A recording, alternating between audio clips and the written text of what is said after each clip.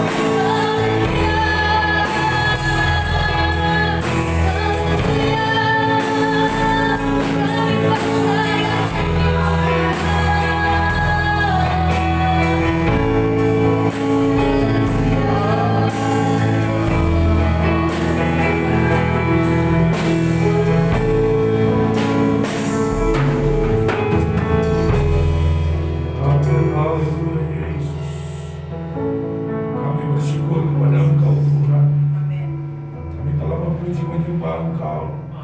Kami merasakan hadirat-Mu. Kami merasakan berkat-Mu Tuhan.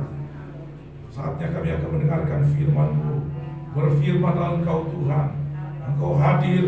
Engkau memberikan kekuatan lewat firman-Mu di dalam kehidupan kami, sehingga kami dapat berjalan, melangkah di dalam kemenangan bersama dengan Engkau. Terima kasih Tuhan, terima kasih sekali intipan setan kuasa kegelapan. Dalam nama Yesus, Engkau hancurkan, Engkau patahkan semuanya. Dan kami bebas mendengarkan firman-Mu. Urapi hamba-Mu, berikan hikmat-Mu Tuhan. Dalam nama Yesus kami berdoa. Sambut firman-Mu, haleluya. Amin. Puji Tuhan, silakan saudara duduk kembali. Puji Tuhan saudara yang saya kasih dalam Tuhan. Pada pagi hari ini kita bersyukur kepada Tuhan karena kasih Tuhan, karena kebaikan Tuhan yang luar biasa. Kita boleh ada sebagaimana kita ada pagi hari ini. Kalau minggu yang lalu saya bicara kuat di masa sukar, pada pagi hari ini maju, tetap maju di masa sukar. Nah saudara-saudara yang saya kasih dalam Tuhan, kalau kita hanya terbatas pada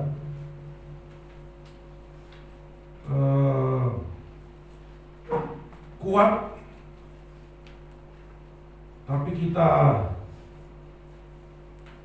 tidak melangkah, maka kekuatan yang kita miliki menjadi sia-sia.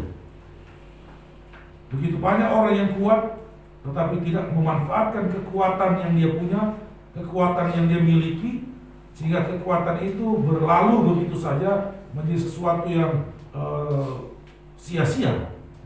Oleh sebab itu, mari kita menggunakan apa yang kita punya, kekuatan yang kita miliki untuk kita maju. Sekalipun keadaan tidak baik, sekalipun situasi tidak baik, maka kita maju. Karena dengan kita melangkah maju, maka kita akan dapat melihat. Saudara yang saya kasih dalam Tuhan, kalau orang tetap berdiam diri, maka dia tidak tahu dia akan mencapai kesuksesan atau tidak. Tapi kalau orang berani melangkah, maka dia sukses. Dia gagal mungkin akan kelihatan. Yang pastinya kalau kita berusaha dengan sungguh-sungguh, maka kita akan mencapai, kita akan mendapatkan hasil yang baik tentunya. Saya terganggu semak ini, saudara. Kayaknya ini yang terganggu. Nah, saudara yang saya kasih dalam Tuhan, kita melihat di dalam kitab Keluaran pasal yang ke-14 ayat 15 sampai ayat 16, firman Allah berkata seperti ini. Berfirmanlah Tuhan kepada Musa, mengapakah engkau berseru-seru demikian kepadaku? Katakanlah kepada orang Israel supaya mereka berangkat. Dan engkau angkatlah tongkatmu dan ulurkanlah tanganmu ke atas laut dan belalah airnya, sehingga orang Israel akan berjalan dari tengah-tengah laut di tempat kering. Nah saudara yang saya kasih dalam Tuhan, kita tahu cerita ini. Ketika bangsa Israel keluar dari Mesir, mereka berhadapan dengan satu situasi yang di mana mereka menghadapi kesukaran, mereka menghadapi tekanan yang luar biasa, di mana Firaun telah mengizinkan mereka keluar dari Mesir. Tapi ketika mereka keluar, maka Firaun berbalik, di mana dia berusaha untuk mengejar bangsa Israel untuk membinasakan mereka. Di belakang ada tentara Firaun, di depan ada laut terberaung. Mereka tidak bisa kemana-mana. Mereka menghadapi kesulitan. Sehingga firman Allah berkata, berfirmanlah Tuhan kepada Musa, mengapakah engkau berseru-seru demikian kepadaku? Katakanlah kepada orang Israel supaya mereka berangkat. Nah bagaimana mau berangkat saudara? Di depan laut. Dengan katanya, majulah. Tetapi bagaimana mau maju? Sedangkan di depan ada laut.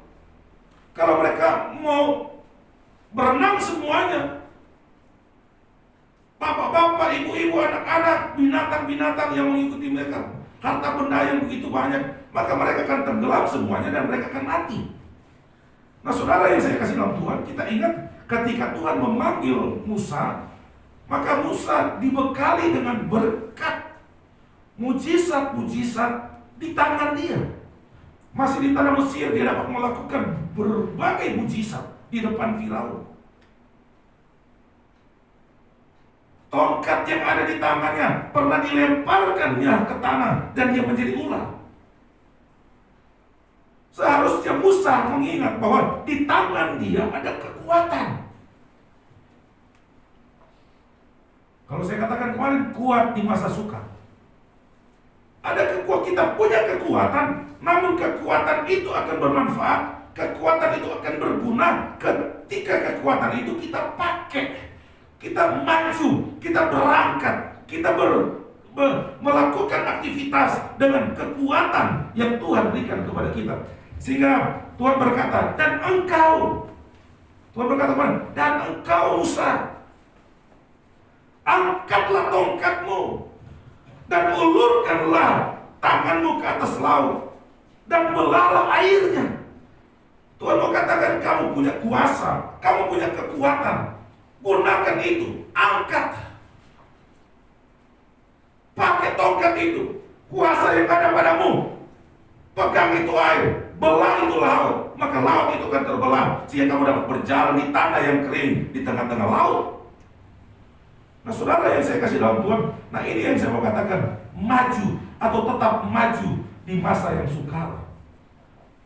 Kita berhadapan dengan keadaan, situasi yang ada. Kita harus berinisiatif, kita harus maju, kita harus tetap melangkah. Kita jangan berdiam diri, kita tidak boleh putus asa. Kenapa? Karena kita tahu bahwa ketika kita melangkah, ketika kita bergerak maju, maka ada kekuatan yang Tuhan berikan kepada kita, ada kemampuan yang Tuhan berikan kepada kita, sehingga kita sanggup menghadapi, kita sanggup melangkah, sehingga kita bisa melakukan segala sesuatu, sekalipun itu di tengah-tengah kesukaran. Nah cerita saudara dalam firman Tuhan, saudara ingat Esther, dia berada di satu bangsa yang menawan mereka. Mereka dibawa dan dia dibesarkan oleh Mordekai. Dia Esther tidak ada ayah, tidak ada ibu. Maka Mordekai membesarkan dia. Ketika terjadi krisis di istana Ahasveros, di mana ratu seperti memberontak kepada raja dan raja marah sekali, dan penasehat raja berkata, kalau begitu carilah pengganti dari Wasti, kalau saya tidak salah, carilah pengganti. Lalu seharusnya Esther dia tidak mungkin karena dia berkebangsaan Yahudi, orang Israel. Hanya karena mereka dibawa dalam tawanan ke benteng Susan, maka mereka ada di sana. Lalu Mordekai yang membesarkan Esther menyuruh dia untuk, ayo kamu ikut aja, siapa tahu kamu terpilih menjadi ratu. Dan terpilihlah si Esther menjadi ratu. Saudara yang saya kasih dalam Tuhan, di dalam kerajaan itu ada pembesar-pembesar yang tidak suka dengan orang-orang Yahudi, orang-orang Israel, orang-orang Ibrani. Nah salah satu si Haman. Haman ini pembesar yang diberikan kekuatan, yang diberikan kuasa oleh Raja Ahasveros untuk menjadi pejabat tinggi dalam kerajaannya, yang dimana banyak jajahan dari kerajaan Raja Ahasveros. Namun setiap dia keluar istana, Mordekai tidak pernah memberikan hormat, tunduk kepada dia. Sehingga ini Haman ini marah. Lalu dia mencari tahu siapa sih ini Mordekai ini dia, yang berani-beraninya tidak tunduk, tidak memberikan penghormatan kepada saya. Saya ini pejabat besar, pejabat tinggi, yang mempunyai kekuatan, kekuasaan. Saudara yang saya kasih dalam Tuhan, timbul kemarahan kepada Haman. Lalu Haman mendapatkan bahwa ini orang tawanan, ini orang dari bangsa Yahudi. Lalu Haman membujuk raja untuk membinasakan semua orang Yahudi. Bukan saja yang ada di benteng, tapi di seluruh jajahan. Raja Ahasveros semua orang, sehingga dia memerintahkan para gubernur yang mengirim pesan kilat untuk datang kepada pejabat-pejabat daerah supaya pada hari tertentu semua orang yang punya darah Yahudi semua dibinasakan, buat mereka mati semuanya. Nah, saudara yang saya kasih dalam Tuhan, Mordekai mendengar hal ini, lalu dia sampaikan pesan kepada Esther. Esther, jangan engkau berpikir kamu di istana, kamu sekarang jadi ratu, lalu kamu bebas, kamu bisa bebas dari kematian. Yang namanya kamu punya darah Yahudi, darah orang Yahudi Ibrani, maka pasti kamu juga akan mati. Itu sudah hukum, itu undang-undang sudah dibuat. Nah, saudara, ini kesukaran yang luar biasa. Esther tidak tahu harus berbuat apa. Esther mengatakan, sampaikan pesan kepada Mordekai, tolong katakan kepada seluruh bangsa kita untuk mereka berpuasa 3 hari. Mereka harus berpuasa, tidak makan, tidak minum. Nanti saya akan menghadap raja. Sekalipun saya tidak dipanggil oleh raja, saya akan menghadap raja, saya akan maju menghadap raja. Sekiranya raja berkenan, maka raja mengulurkan tongkatnya, berarti saya akan diterima oleh raja dan saya tidak akan dihukum mati. Jadi zaman itu dalam kerajaan Ahasveros, kalau raja tidak memanggil, jangan pernah menghadap. Karena kalau kita menghadap, lalu raja tidak mengulurkan tongkatnya, berarti dia akan dihukum mati. Tapi kalau raja berkenan, maka dia akan diterima oleh raja. Maka ini sesuatu dilematis bagi seorang Esther. Dia ratu tapi tidak dipanggil oleh raja. Kalau dia dipanggil, dia harus menyampaikan sesuatu kepada raja, menyampaikan pembelaan kepada orang Yahudi. Tapi Esther mengambil keputusan. Di tengah-tengah kesukaran, dia tetap mengambil langkah maju. Di tengah-tengah kesukaran, Esther pasal 5 ayat 2 dan 3, firman Allah berkata, ketika raja melihat Esther, saudara bisa baca satu perikop, bahkan lebih bagus satu kitab ini, saudara menemukan satu cerita yang luar biasa, kebenaran Allah yang luar biasa di dalam hidup saudara. Ketika raja melihat Esther, sang ratu berdiri di pelataran, berkenanlah raja kepadanya, sehingga raja mengulurkan tongkat emas yang di tangannya ke arah Esther, lalu mendekatlah Esther dan menyentuh ujung tongkat itu. Tanya raja kepadanya, apa maksudmu hai Ratu Esther, dan apa keinginanmu, sampai setengah kerajaan sekalipun akan kuberikan kepadamu. Saudara melihat, kalau kita mau menyimak, kira-kira kita mau mendalami perasaan raja, Esther, kok kamu berani-beraninya menghadap saya? Bukankah engkau tahu kalau saya tidak mengulurkan tongkat engkau akan mati? Sehingga raja sendiri mungkin merasa, waduh, beraninya kamu. Beraninya kamu mengambil keputusan untuk menghadap saya, padahal saya tidak memanggil engkau. Bukankah engkau bisa mengirim pesan dulu kepada pegawai-pegawai lainnya yang bertugas untuk menyiapkan, menjamu raja, menyampaikan Esther ingin ketemu, sehingga saya memanggil kamu, sehingga tidak ada risiko kematian di sana. Saudara melihat, ketika raja melihat Esther, firman Allah berkata, berkenanlah raja kepadanya. Raja bertanya, apa yang engkau mau? Setengah dari kerajaanmu akan kuberikan kepadamu. Saudara yang saya kasih dalam Tuhan, kalau Esther tidak mengambil keputusan seperti ini, kalau dia tidak berani maju di tengah-tengah kesukaran, bangsa Israel zaman itu sudah dilenyapkan oleh yang namanya Haman. Habis semuanya. Tetapi oleh karena keberanian yang diambil oleh Esther, maka bangsanya yang dalam buangan, yang tersebar di bangsa-bangsa yang lain dalam jajahan, itu dapat diselamatkan. Kalau saudara dapat membaca cerita selanjutnya, lalu raja berkata, apa mau? Esther berkata, raja, aku akan mengadakan perjamuan. Boleh enggak raja datang dengan si Haman ini dia? Nanti di sanalah aku akan menceritakan apa keinginan saya. Lalu ketika bertemu, dia menceritakan bagaimana si Mordekai ini punya jasa dalam kerajaan ketika Mordekai menyampaikan satu berita di mana ada orang-orang yang berkeinginan untuk membunuh raja. Cerita dia telah sampaikan dan raja tahu. Lalu dia katakan kepada raja-raja, tapi si Haman ini berencana untuk membinasakan Mordekai dan bangsanya. Sehingga justru firman Allah berkata, Haman inilah yang digantung mati. Nah, saudara yang saya kasih dalam Tuhan, ada 3 hal yang saya ingin sampaikan. Bagaimana kita bisa maju di tengah-tengah kesukaran. Yang pertama, orang yang maju di tengah kesukaran berarti orang tersebut adalah orang yang bergerak, orang yang aktif. Dan ketika masa sukar, dia tidak berdiam, tetapi dia berpikir, dia bergerak, dia mencari sesuatu yang dapat dia lakukan. Dia ingin berbuat sesuatu di tengah-tengah kesukaran. Itu orang yang maju.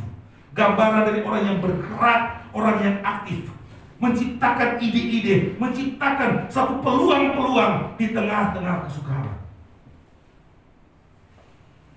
Banyak kali ketika kita sudah menghadapi kesukaran, jangankan timbul ide, segala ide yang baik pun hilang, lenyap, ditutupi oleh kesukaran yang ada, yang sementara terjadi. Tetapi orang yang maju di tengah-tengah kesukaran, ketika menghadapi kesukaran seperti Esther, dia mempunyai ide, dia mempunyai pandangan, dia mempunyai cara ingin keluar dari kesulitan yang ada. Dia berpikir, apa yang harus saya lakukan? Ayo pertama kita berdoa. Ayo Mordekai, kita berdoa. Minta seluruh bangsa, kita berdoa semuanya. Kita minta kepada Tuhan, kita berpuasa, minta kepada Tuhan supaya Tuhan menolong. Sehingga pada saat saya menghadap raja, sekalipun raja tidak memanggil saya, raja berkenan dan raja mengulurkan tongkatnya. Ada ide yang keluar. Dia aktif, dia bergerak, dia tidak berdiam diri. Kalau Esther mau enak-enak saja, saudara. Yang pertama dia suruh bunuh Mordekai. Sekalian aja dulu bunuh Mordekai, supaya status kewarganegaraan dia, status keturunannya tertutup selamanya. Esther, orang tuanya, ayah ibunya sudah meninggal. Dia hanya tinggal dengan omnya, si Mordekai ini. Tapi enggak, dia bertanggung jawab dengan kesulitan kesukaran yang terjadi. Dia ingin supaya kesulitan kesukaran yang ada benar-benar dapat diselesaikan, sehingga bangsanya bebas dari kematian, luput dari kematian. Dia punya ide-ide yang luar biasa dan Tuhan berkenan. Di tengah-tengah kesukaran yang kita hadapi, saya katakan, mari kita ciptakan satu kegerakan dalam kehidupan kita. Kita mau aktif, kita mau berpikir. Tentunya kita libatkan Tuhan di dalamnya. Saya sudah katakan kemarin, ada banyak orang mengambil peluang ini, menciptakan ide yang tadinya mungkin saya katakan tidak tahu masak. Mereka belajar masak, mereka jualan. Supaya apa? Supaya bisa bertahan di tengah-tengah kesukaran. Mereka melangkah maju, mengambil keputusan untuk berbuat sesuatu di tengah-tengah keadaan yang sukar. Yang kedua, orang yang maju di tengah-tengah kesukaran seperti Esther adalah orang yang tetap hidup dalam iman kepada Tuhan. Esther ketika dia menghadapi keadaan yang sulit, keadaan yang sukar, dia hidup, imannya hidup. Dia percaya Tuhan mampu menolong dia. Dia percaya dengan menghadap Tuhan, maka sekalipun Tuhan tidak kelihatan, tapi Tuhan berkuasa untuk menolong. Tetap hidup di dalam iman. Tapi ini susah ini. Kalau cuma mengandalkan iman, ini berat ini. Enggak, saudara. Kita bergerak itu tindakan. Tindakan dibarengi dengan keyakinan kepada Tuhan, bahwa Tuhan mampu menolong, bahwa Tuhan mampu memberkati. Kalau saudara bergerak sudah tanpa percaya kepada Tuhan, itu susah. Yang Esther lakukan, dia percaya kepada Tuhan. Dia yakin bahwa Tuhan menolong. Dia yakin sudah di ujung tanduk, tinggal beberapa saat, tinggal beberapa waktu lagi, maka hari itu tiba. Maka dalam sekejap semua bangsa Yahudi, orang Israel, orang Ibrani lenyap di permukaan bumi. Tetapi dia percaya tidak. Dengan kita berdoa, dengan kita berpuasa, kita akan mendapatkan pertolongan daripada Tuhan. Saudara yang saya kasih dalam Tuhan, hanya ini kekuatan kita, percaya kepada Tuhan. Saya katakan kemarin bahwa kekuatan yang saya miliki hanya dengan saya duduk kepada Tuhan, saya menghadap Tuhan, saya berdoa kepada Tuhan, dan saya mendapatkan kemenangan, mendapatkan jalan keluar. Kalau hanya mengandalkan kekuatan sendiri, kalau hanya mengandalkan kemampuan manusia, itu tidak mungkin. Tetapi ketika kita tetap hidup dalam iman itu juga berarti bergantung kepada Tuhan, hidup benar di hadapan Tuhan, hidup kudus di hadapan Tuhan, percaya kepada kemampuan Tuhan. Itu orang yang hidup dalam iman, hidup di dalam keyakinan kepada Tuhan. Hidup yakin kepada Tuhan, tapi hidupnya tidak benar, itu salah, saudara. Jadi ketika kita percaya, kita tetap hidup dalam iman, berarti kita berjalan, kita melakukan segala sesuatu menurut kebenaran Tuhan, menurut kehendak Tuhan, menurut firman Tuhan, maka kita akan melihat jalan keluar, kita akan melihat pertolongan, sehingga segala sukaran seberat apapun kita pasti mendapatkan kemenangan. Yang terakhir, saudara, terkadang kita manusia, milik manusianya kita, terkadang ketika kita menghadapi satu situasi yang ada, kita tetap berusaha. Kita kan sudah melakukan seperti bagian pertama, bergerak, kita aktif, cari ide, kita percaya kepada Tuhan, pada pertolongan Tuhan. Terkadang kan saudara tidak seperti kita membalik tangan. Hari ini kita yakin bahwa kita akan mengalami kemenangan. Besok hari saya bangun pagi hari, saya mengalami kesuksesan. Segala yang saya perlukan tersedia semuanya. Tuhan dapat melakukan itu, saudara. Tuhan dapat melakukan itu. Tapi tidak selamanya seperti itu. Pola itu yang terjadi dalam kehidupan kita. Oleh sebab itu, yang ketiga saya mau katakan, kita tetap melakukan. Kita tetap bekerja, kita tetap beraktivitas. Jangan berhenti, jangan putus asa ketika kita belum mendapatkan apa yang kita inginkan. Kita tahu, kita kembali pada poin yang kedua. Ketika kita belum mendapat, kita kembali pada poinnya. Kita tetap beriman, karena Tuhan tidak pernah terlambat untuk menolong kita. Tangan Tuhan tidak kurang panjang untuk menolong dan menyelamatkan. Kita kembali, kita bergerak, kita pakai iman. Sudah bergerak belum dapat, kita kembali lagi ke poin yang kedua. Kita tetap percaya bahwa kita tidak mungkin akan dibiarkan oleh Tuhan. Bukankah Tuhan berkata, Tuhan tidak membiarkan orang benar jatuh?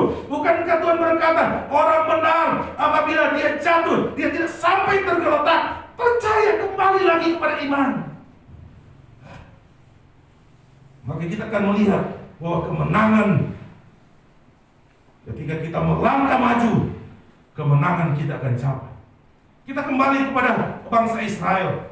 Lalu Musa dalam cerita itu, maka Musa mengulurkan tangannya, dia mengangkat tongkatnya, dia mengulurkan tangannya, maka laut terbelah.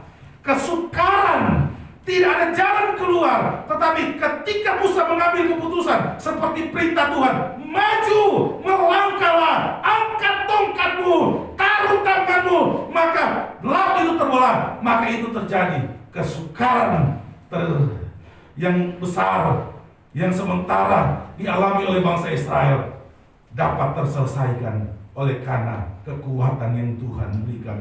Dan Musa mau melangkah. Ketika Musa dan bangsa Israel cuma lihat itu laut, ketika mereka menoleh ke belakang, mereka mulai melihat ada bayang-bayang tentara Firaun yang sementara mengejar mereka. Mereka mulai mendengar suara kuda yang sementara mendekat kepada mereka. Mereka tidak bisa berbuat apa-apa. Tetapi ketika mereka mengambil keputusan seperti kata Tuhan, melangkahlah maju, ambil tongkatmu, angkat tongkatmu.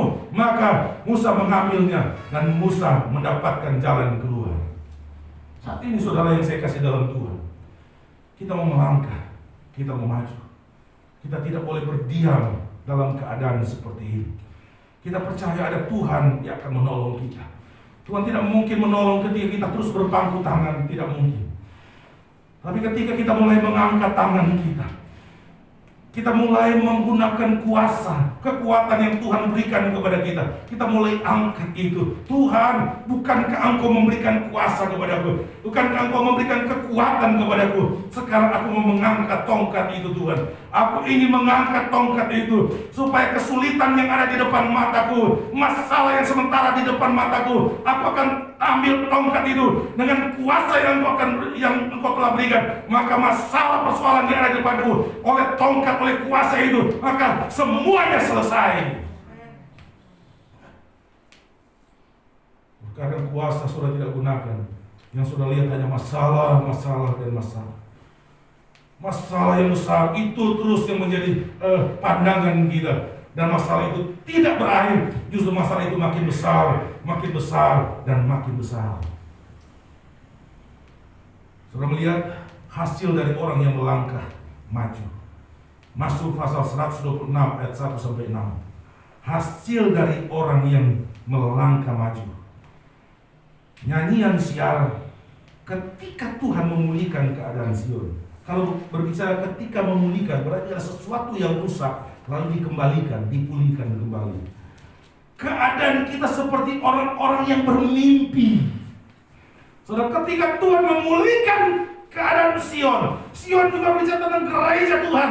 Ketika Tuhan berbicara dan Tuhan memulihkan keadaan kita, maka kita seperti orang-orang yang bermimpi. Kok bisa ya Tuhan? Tadinya sulit benar. Kok bisa ya Tuhan? Tadinya saya tidak tahu harus kemana. Saya tidak punya jalan keluar. Kok bisa ya Tuhan? Tiba-tiba ada sesuatu yang seperti jatuh dari langit, menyelesaikan masalahku, menyelesaikan keuanganku, menyelesaikan penyakitku, menyelesaikan kesusahanku. Seperti ada sesuatu yang tiba-tiba, yang oleh pemazmur katakan, bagaikan mimpi.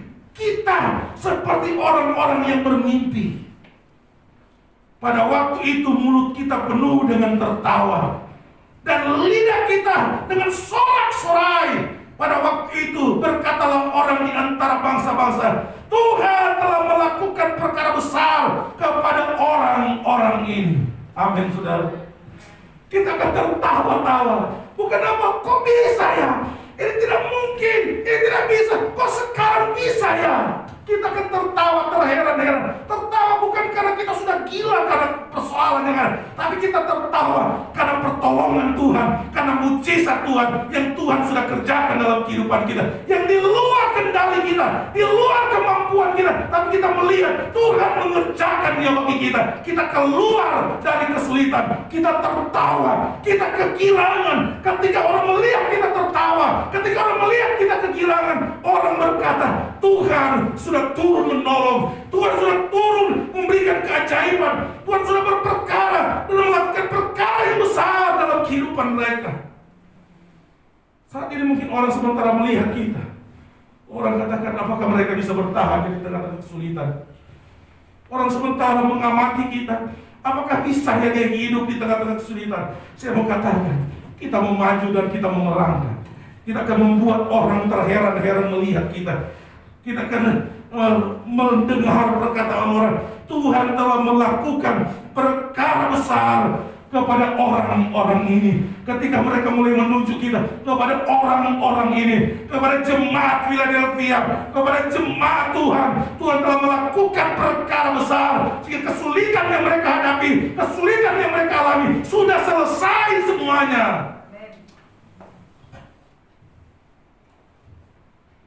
Kalau saya hanya memandang kesulitan, saya tidak mampu berdiri di tempat ini. Tapi saya selalu memandang Tuhan yang besar, yang berkuasa untuk menolong, yang berkuasa untuk memberikan berkat kemenangan. Ayat selanjutnya, Tuhan telah melakukan perkara besar kepada kita. Kalau tadinya orang yang berkata, Tuhan telah melakukan perkara besar kepada mereka, sekarang kita berkata, Tuhan telah melakukan perkara besar kepada kita, maka kita bersukacita. Pulihkanlah keadaan kami ya Tuhan, seperti memulihkan batang air kering di tanah Negeb. Ayat selanjutnya sudah melihat, Berjalan di tengah kesukaran bukan berarti saudara senang-senang. Tapi firman Allah menggambarkan orang-orang yang menabur dengan mencucurkan air mata akan menuai dengan bersorak-sorai. Orang yang berjalan maju dengan menangis sambil menabur benih pasti pulang dengan sorak-sorai sambil membawa berkas-berkas. Saudara, tundukkan kepala saudara. Tuhan ada bersama dengan saudara. Walaupun terkadang kita tidak sadar di tengah-tengah kesulitan, kita tidak sadar sebenarnya Tuhan ada bersama dengan kita. Seperti Tuhan katakan kepada Musa, mana tongkatmu Musa? Bukankah di situ ada kuasa yang telah aku berikan kepadamu? Tuhan ada. Ketika kita mau melangkah, kita bergerak dengan aktif, mencari ide, mencari jalan keluar di tengah-tengah kesulitan. Dibarengi dengan iman kita kepada Tuhan. Kita percaya Tuhan, Engkau tidak meninggalkan aku. Tuhan, Engkau tetap bersama dengan aku. Tuhan, Engkau ada dan menolongku. Saudara yang saya kasih dalam Tuhan, sekali mungkin pertolongan itu belum saudara alami, belum sampai di tangan saudara, tapi saya mau katakan kepada saudara, tetap jangan berhenti. Sehingga firman Allah berkata, pada saatnya nanti kita akan tertawa, pada saatnya nanti kita akan bersuka cita, pada saatnya nanti kita akan bersorak-sorai. Mungkin air mata kita tetap menetes, tapi air mata yang menetes sekarang adalah air mata yang penuh dengan sukacita, karena telah melihat keajaiban Tuhan, karena telah melihat pertolongan Tuhan yang Tuhan kerjakan di dalam kehidupan saudara. Haleluya Yesus. Ulurkan tanganmu Tuhan, dan hanya Engkau yang bisa menolong kami. Ulurkan tanganmu Tuhan. Kami berjalan dan kami berjalan Tuhan. Dan kami akan tetap maju, karena Engkau Tuhan kami yang berkuasa untuk menolong kami.